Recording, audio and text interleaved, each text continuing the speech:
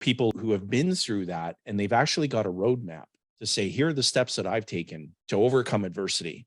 Here are the networks that I've plugged myself into. Here's the proximity influence impact on me. You're on to a bigger and brighter future.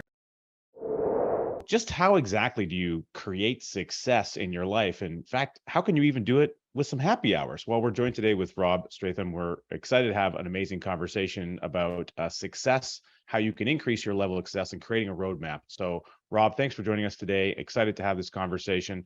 Tell us a little bit more about how you've been learning the tricks and the tips on how to create more success in your life and helping shed that with other people, other entrepreneurs in the world. Well, a lot of it for me started with my own personal journey of, triumphing over adversity. I'd lost a few family members over the past few years. And at the time, it was just outside of the pandemic. That was the end of July.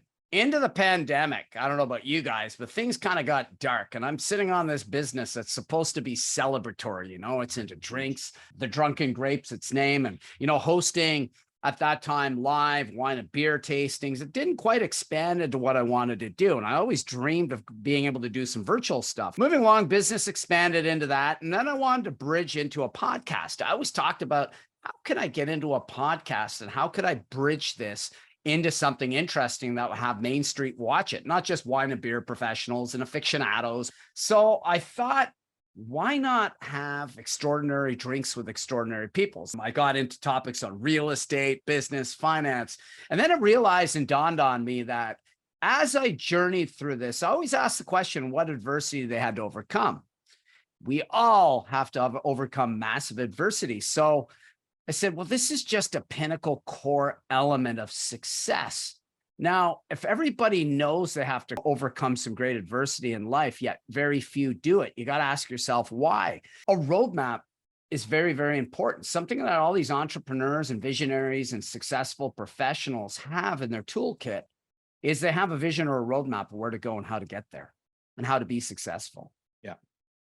Yeah. It's firstly, Rob, thank you for your vulnerability and for sharing that. People who have been through that and they've actually got a roadmap to say, here are the steps that I've taken to overcome adversity. Here are the networks that I've plugged myself into. Here's the proximity influence impact on me. You're on to a bigger and brighter future. My first step is to go and be with a professional to get the good guidance and counsel that I need to help get me on the right path. And then the next step in that roadmap could be very acutely aware of proximity influence. Third step in the roadmap is surround yourself with people who will never tolerate loathing, whining, complaining, excuses, explanation. One thing that I share all the time in any conversation like this, and any of my teammates will attest to this. If you want to be a good coach or a good leader, you got to love your players, no matter who you're dealing with. If you're dealing with a top producer, that top producer has done something that requires some coaching. You got to get on that right away. You're not going to go and coddle the person. You want to, what do you want to hear? Everything's going to be okay. Like, is all going to be all right? Or do you want me to tell you what you need to hear?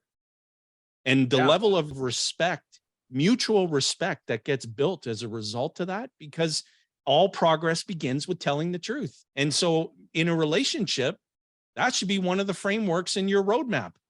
We got to embrace the fact that all progress begins with telling the truth. Things that really tied into this success. It is. Here. It's all based on the people around us. And you mentioned proximity influence a number of times, Jay. And really what we're honing in on here has to do with who you surround yourself with and the way in which they either lift you or they pull you down. So just think about this. As you're watching, as you're listening in, who are the people that are lifting you or consistently over time have lifted you more than have dragged you down? And you can start to self-select who you want to spend more time with. And sometimes it's easy to go and be in the pull everyone down category, because the thing that keeps us similar is the griping and the strife and the negativity that we all, it's kind of like one-upping one another on who had the worst day, kind of a thing. But as soon as you exit that, and then all of a sudden you're over in the environment where everyone's lifting up, what was the best thing about it? What was the best thing about it? Here's how, this happened, this happened, and this was positive, this was good. You get caught up in that infectious behavior. And so again, a key takeaway here, if we're thinking about how you can create the most success, what's a roadmap to creating it? All you got to do is look to the top 5 to 10 people you spend the most time with, whether that's virtually in the format that we're doing this right now, or it's in person. And probably there's a bit more of an impact. There's a little bit more of an energetic that happens in the in-person realm. But after doing this virtual thing now, I've been operating a virtual business basically for the last decade, and we've been operating it through and through prior to COVID, and then doubling down in a COVID timeframe.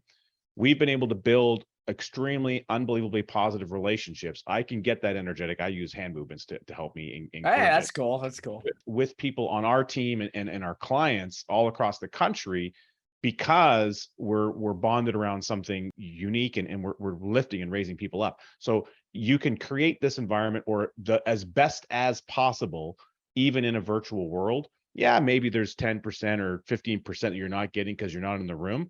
But that just means you got to give an extra 10 or 15% in a virtual world so that you can buffer that differential, is kind of how I would look at it. If there's one question that I would encourage to really exemplify what Richard was just describing, if you are thinking about who's in your proximity, ask yourself, here's another step in the roadmap.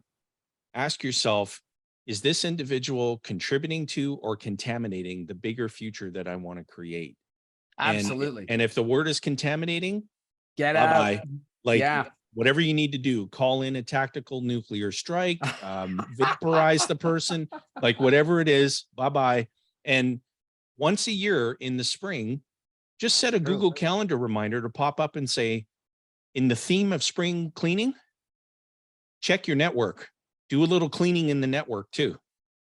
Yeah, and it's funny because, you don't really have to clean a lot of it. You just have to clean up the toxic elements. Most people I find are just generally there, and they're not going to take you out, or they're not going to bring you up, and that's fine. They have their roles. But the key people have to be more a net contributor of bringing you up than taking you down. We all have our bad moments. Yeah, hell, that's just being human.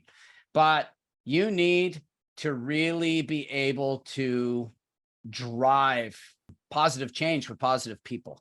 Yeah. And the anchors you got to cut. Like I recently had to cut one because it's a friend of mine for over a decade just got toxic. In fact, I think I unfriended them finally today, but it's just, but they were unfriended for months. They were told, if somebody on your success or happiness, that is a surefire way to throw them in the garbage bin of life, as I like to say. Just take them and you know what? Smile about it on the way out.